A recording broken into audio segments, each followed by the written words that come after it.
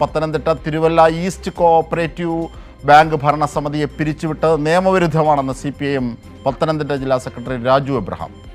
വന്യമൃഗങ്ങളെക്കാൾ ആർത്തിയിലാണ് VD സതീശൻ സർക്കാർ ബാങ്കുകൾ പിടിക്കാനിറങ്ങുന്നതെന്നും രാജു എബ്രഹാം വിമർശിച്ചു. 65 എൻക്വയറിയോട് സഹകരിച്ചില്ല എന്നൊരു മുടന്തൻ ന്യായം പറഞ്ഞ് ഈ ബാങ്ക് ഭരണസമിതിയെ പിരിച്ചുവിട്ട് അവിടെ അഡ്മിനിസ്ട്രേറ്റീവ് ഭരണം ഏർപ്പെടുത്തിയിരിക്കുന്നത് ഇത് അടിയന്തരാവസ്ഥയ്ക്ക് പോലും ആ അടിയന്തരാവസ്ഥ കാലഘട്ടത്തിൽ പോലും ചെയ്യാത്ത ഏറ്റവും വലിയ നിയമവിരുദ്ധമായ നടപടിയാണ് ഇവിടെ നടത്തിയിരിക്കുന്നത്.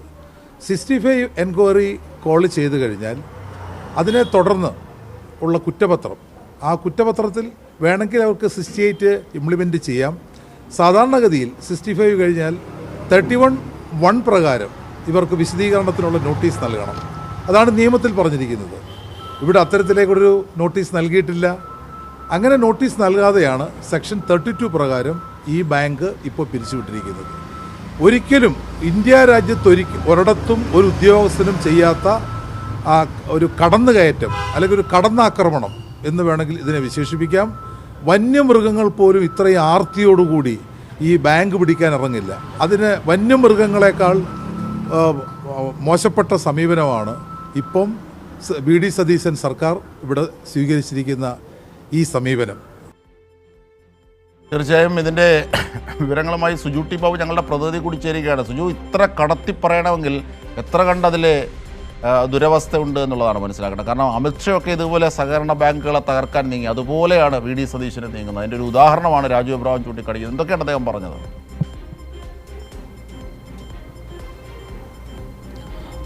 അജിംഷാദ, പത്തനംതിട്ടയിലെ പല ബാങ്കുകളും LDFിൻ്റെ സഹകാരികൾ അധികാരത്തിലെത്തിയിട്ടുണ്ടായിരുന്നു, ഭരണസമിതിയായി മാറിയിട്ടുണ്ട്. അത്തരം ബാങ്കുകൾ UDF അധികാരത്തിൽ വന്ന ശേഷം ലക്ഷ്യം വെക്കുന്നു എന്ന ആരോപണം ശക്തമാണ്.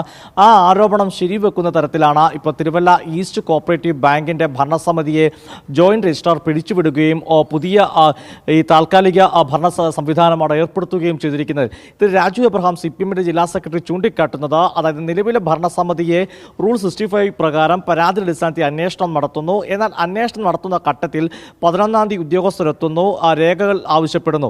ബാങ്ക് ഈ റിസർവ് ബാങ്കുമായി ബന്ധപ്പെട്ട 12 രേഖകൾ ഒഴികെയുള്ള ബാക്കി രേഖകൾ സമർപ്പിക്കാമെന്ന് സമ്മതിക്കുകയും 17-ാം തീയതി ഉദ്യോഗസ്ഥർ ബാങ്കിലെത്തിയപ്പോൾ ബാക്കി ഈ നൽകാൻ പറ്റുന്ന എല്ലാ രേഖകളും ഉദ്യോഗസ്ഥന് നൽകുകയും ചെയ്തു.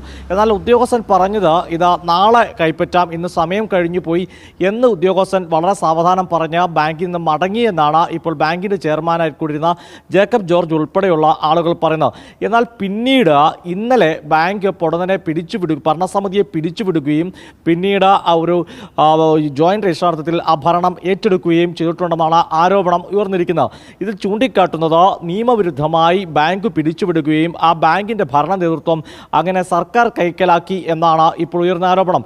ഇത് സംസ്ഥാനത്തെ സഹകരണ മേഖലയിൽ അല്ലെങ്കിൽ സഹകരണ ബാങ്കുകൾ LDF സഹകാരികൾ ഭരണസമിതിയായിട്ടുള്ള ബാങ്കുകൾ പിടിച്ചെടുക്കാൻ വേണ്ടിയുള്ള UDF സർക്കാരിൻ്റെ നീചമായ ശ്രമം എന്നാണ് രാജു എബ്രഹാം ഉന്നയിക്കുന്ന ആരോപണം. 2 കാര്യങ്ങൾ കൂടി. ഒന്ന്, ഈ ബാങ്കിൻ്റെ ഏറ്റെടുത്ത നടപടിക്രമങ്ങൾ പാലിച്ചില്ല എന്ന് ബാങ്ക് ഭരണസമിതിയും ജില്ലാ സെക്രട്ടറിയും ആരോപിക്കുന്നു. മറ്റൊന്ന്, ഈ കൃത്യമായ രേഖകൾ സമർപ്പിക്കാം എന്ന ഘട്ടത്തിലെത്തിയിട്ടും ആ രേഖകൾ മേടിക്കാതെ അല്ലെങ്കിൽ ബാങ്കിൻ്റെ ഭരണസമിതി നൽകിയ ഈ മറുപടിയും രേഖകളൊന്നും മേടിക്കാതെ സഹകരിച്ചില്ല എന്ന് ചൂണ്ടിക്കാട്ടി ഭരണസമിതിയെ പിരിച്ചുവിട്ടുവെന്ന് ആരോപിക്കുന്നു. അതിനോടൊപ്പം തന്നെ ഈ സെറ്റിൽമെൻറ്റ്, വൺ ടൈം സെറ്റിൽമെൻറ്റ് അഴിമതി കാട്ടിയെന്ന് പറയുന്നു. എന്നാൽ അതിന് ബാങ്കിന് കൃത്യമായ മറുപടിയുണ്ട്.